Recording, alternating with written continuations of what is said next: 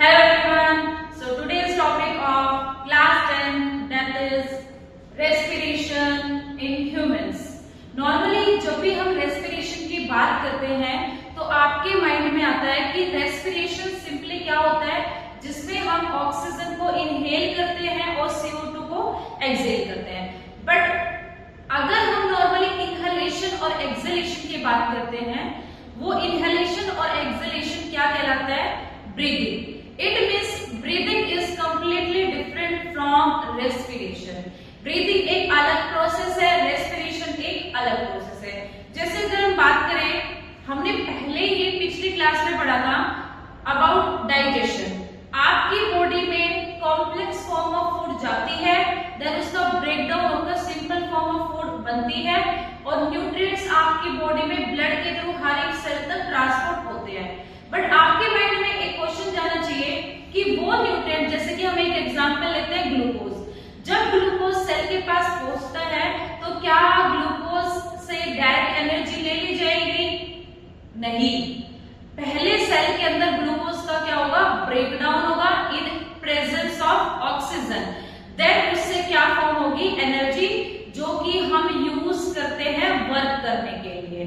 तो it means जो breathing है वो एक complete process, completely different process है. किससे? रेस्पिरेशन से. इस टॉपिक में हम ओनली डिस्कस करेंगे रेस्पिरेशन को. Respiration is simply intake of oxygen. Normally हम ऑक्सीजन को इनहेल कर रहे हैं तो आप तो ये कहोगे सांस लेने के लिए. ऑक्सीजन सांस लेने के लिए नहीं होती बेटा. ऑक्सीजन का काम बॉडी के पास सेल तक पहुंचकर क्या करना पड़ता है? उसको ग्लूकोज को ब्रेक करके उसमें से एनर्जी निकालनी पड़ती है. ऑक्सीजन का यही मेन फंक्शन है. अब आपकी बॉडी में ऑक्सीजन ट्रांसफर कैसे होती है सेल टू सेल? तो वो ट्रांसपोर्ट करने का काम किसका होता है? टिश्यू का. और मेनली कौन सा टिश्यू ट्रांसपोर्टेशन में हेल्प कर रहा है? ऑक्सीजन के ब्लड. देन अगर हम बात करते हैं नॉर्मल सी रिएक्शन का, रेस्पिरेशन की रिएक्शन का, तो उसमें ग्लूकोज ब्रेक होता है. ग्लूकोज का फॉर्मूला है C6H12O6. अभी मैंने बताया ग्लूकोज का ब्रेकडाउन होगा किसकी प्रेजेंस में होगा? ऑक्सीजन की प्रेजेंस में होगा. और क्या फॉर्म होगी? एनर्जी फॉर्म होगी. ये आपका मेन प्रोडक्ट है. बट इसके अलावा भी क्या कुछ और भी प्रोडक्ट फॉर्म होंगे? इट मींस आपके रेस्पिरेशन, जब रेस्पिरेशन का कंप्लीट प्रोसेस हो जाएगा तो वहां पर 3 प्रोडक्ट का फॉर्मेशन होता है, CO2, H2O और एनर्जी. आप ऑक्सीजन को इनहेल करते हो, CO2 को रिलीज कर रहे हो. अभी ऑक्सीजन आपकी बॉडी में ग्लूकोज को ब्रेक करके आई, ये रिएक्शन कंप्लीट हुई और कौन सी गैस रिलीज हुई है? CO2 रिलीज करती है, जिसको आप एक्सहेल करते हो. नेक्स्ट, अगर हम एक सिंपल प्रोसेस की बात करें कि आपकी बॉडी में मेटाबॉलिज्म का फंक्शन होता है, मेटाबॉलिज्म परफॉर्म होता है. आपकी बॉडी मेटाबॉलिज्म करती है सेलुलर लेवल का. इट मींस उसकी आपकी बॉडी में सेल्स के अंदर किसी चीज का फॉर्मेशन भी होता है, किसी चीज का ब्रेकडाउन भी होता है. अब आपको ये देखना है कि जो रेस्पिरेशन है, रेस्पिरेशन इज एनाबॉलिक प्रोसेस और कैटाबॉलिक प्रोसेस. तो आप कहेंगे कि जो रेस्पिरेशन है वो क्या है? एक कैटाबॉलिक प्रोसेस है. कैटाबॉलिक प्रोसेस का मतलब क्या हो रहा है?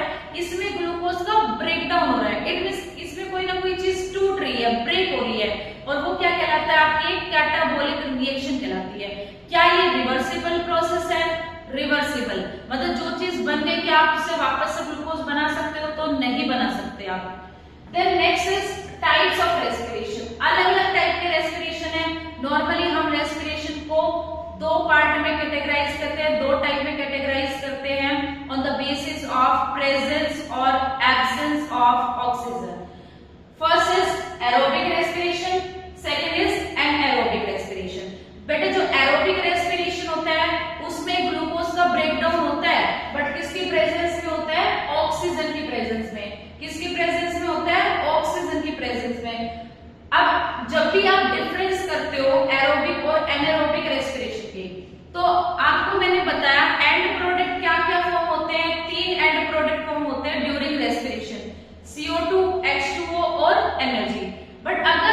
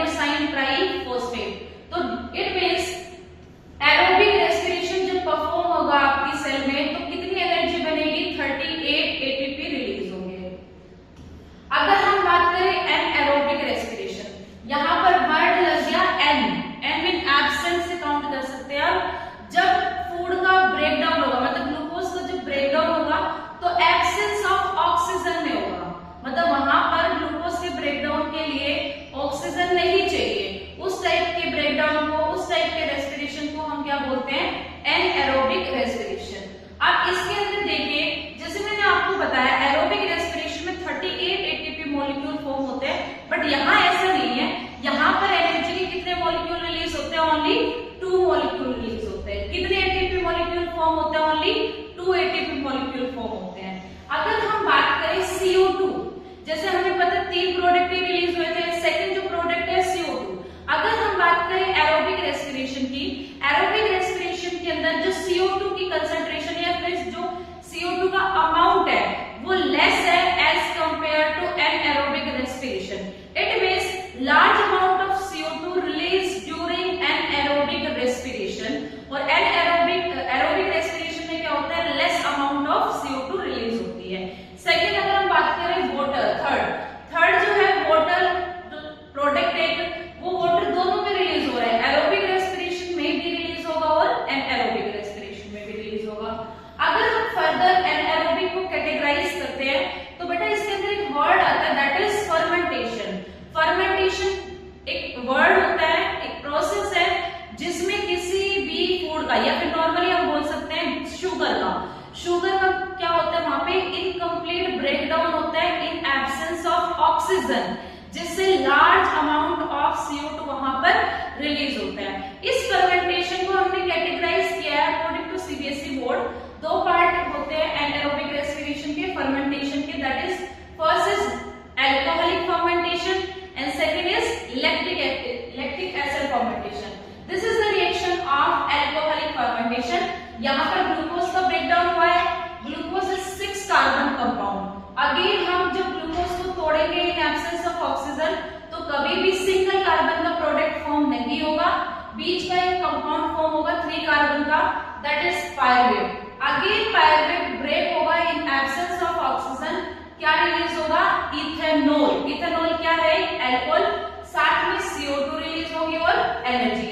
अब ये जो रिएक्शन है ये एक माइक्रो ऑर्गेनिज्म की हेल्प से होता है जिसका नाम है yeast. Yeast is a multicellular micro organism. Second type है lactic acid fermentation. Same as glucose का इनकम्प्लीट ब्रेकडाउन होगा in absence of oxygen, 3 carbon compound form होगा पायरुवेट। अगेन पायरुवेट ब्रेक होगा इन एब्सेंस ऑफ ऑक्सीजन और क्या form होगा? Lactic acid, साथ में एनर्जी। इसका एग्जांपल हम ले सकते हैं मसल सेल। आपने कभी मसल क्रैम्प्स के बारे में पढ़ा होगा। मसल क्रैम्प्स का मतलब क्या है? जैसे अगर हम बात करें कि हम कंटिन्यूअसली रनिंग कर रहे हैं और आपने एक चीज नोटिस की होगी कि जैसे ही सेकेंड डे होता है तो हमारे लेग्स में पेन फील होता है, हमारी मसल्स में पेन फील होता है, ना तो हमें प्रॉपर्ली खड़ा हुआ जाता, ना ही हमें बैठा जाता। वो किस रीजन से होता है? जब आप कंटिन्यूअसली रनिंग करते रहते तो आपकी सेल्स तक प्रॉपर अमाउंट में ऑक्सीजन नहीं पहुंच पाती, जिसकी वजह से वहां सेल में जितना भी ग्लूकोज पड़ा हुआ होगा उस ग्लूकोज का क्या हो जाएगा? ब्रेकडाउन हो जाएगा। अब ग्लूकोज का ब्रेकडाउन है किसकी एब्सेंस में हुआ है? ऑक्सीजन की एब्सेंस में हुआ है, जिसकी वजह से क्या फॉर्म हुआ है? Lactic acid. और जो लैक्टिक एसिड है वो क्या करता है? आपकी मसल्स को कॉन्ट्रैक्ट कर देता है, स्ट्रेच कर देता है, जिसकी वजह से आपको पेन फील होता है। Next, this is the difference between breathing and respiration. आप देख सकते हो जो ब्रीदिंग है वो माना जाता है कि वो एक्स्ट्रा सेलुलर प्रोसेस है और जो रेस्पिरेशन है वो है एक इंट्रा सेलुलर। मेन डिफरेंस यही है बेटा, एक्स्ट्रा सेलुलर मतलब बाहर होता है, सेल के बाहर हो रहे हैं ब्रीदिंग, और जो रेस्पिरेशन है आपको पता है ग्लूकोज का ब्रेकडाउन कहाँ होता है? सेल के अंदर। इट मींस जो रेस्पिरेशन है वो कैसा प्रोसेस आपका? इंट्रा सेलुलर प्रोसेस है, बट उसमें एक्स्ट्रा सेलुलर प्रोसेस भी इन्वॉल्व होता है, क्योंकि आपको पता है ब्रीदिंग के थ्रू रेस्पिरेशन पॉसिबल नहीं है। मतलब अगर आपने ब्रीदिंग नहीं की है तो आप रेस्पिरेशन नहीं कर पाओगे। इट मींस रेस्पिरेशन में आपका दोनों प्रोसेस इन्वॉल्व होगा, इन एक्स्ट्रा सेलुलर भी इंक्लूड होगा और साथ में इंट्रा सेलुलर भी इंक्लूड होगा। अगर हम ब्रीदिंग की बात करें तो उसमें क्या एंजाइम्स की रिक्वायरमेंट है? एंजाइम्स की कोई रिक्वायरमेंट नहीं होती। अगर हम बात करें रेस्पिरेशन, तो जो रेस्पिरेशन है अभी हमने जस्ट बात की थी, जो ईस्ट है एक माइक्रो ऑर्गेनिज्म है, बिना माइक्रो ऑर्गेनिज्म बना ईस्ट के कोई भी अल्कोहलिक फर्मेंटेशन नहीं होगा, दैट्स व्हाई। नेक्स्ट अगर हम बात करें रेस्पिरेशन इन प्लांट्स, क्या प्लांट भी रेस्पायर करते हैं? मतलब वो भी रेस्पिरेशन का फंक्शन परफॉर्म करते हैं। आपको पता है जब रिएक्शन होती है तो कौन सी गैस प्लांट लेता है? CO2। रिलीज क्या करता है? ऑक्सीजन। बट रेस्पिरेशन करने के लिए प्लांट को सेम हमारी तरह ही ऑक्सीजन लेनी पड़ती है और क्या रिलीज करते हैं? वो CO2 रिलीज करते हैं। अब हमारी बॉडी में रेस्पिरेशन या फिर ओवरऑल हम बोल सकते हैं ब्रीदिंग करने के लिए हमारे पास एक वेल डेवलप्ड रेस्पिरेटरी सिस्टम्स होते हैं। बट अगर हम बात करें प्लांट्स की, तो प्लांट के अंदर well developed respiratory system present नहीं होता, बट फिर भी प्लांट क्या करते हैं? रेस्पायर करते हैं। तो कुछ प्लांट के पार्ट होते हैं जो कि रेस्पिरेशन में हेल्प करते हैं। मेजरली कितने पार्ट इन्वॉल्व होते हैं रेस्पिरेशन के प्रोसेस में?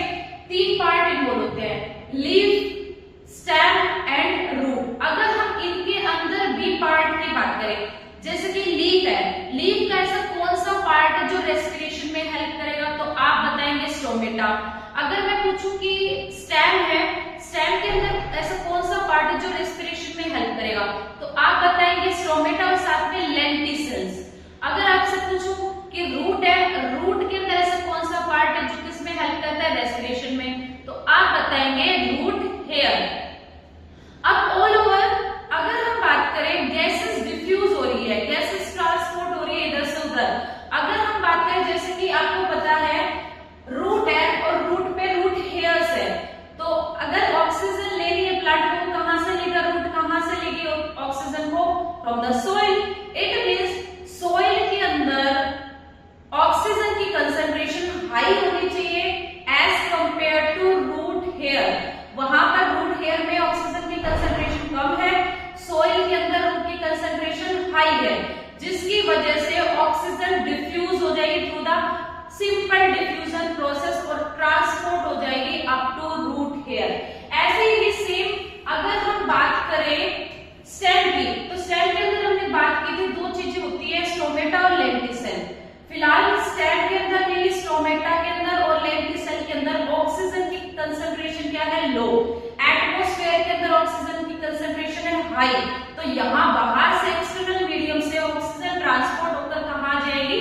स्टोमेटा और लेंटिसेल और प्लांट के अंदर ट्रांसफर हो जाएगी।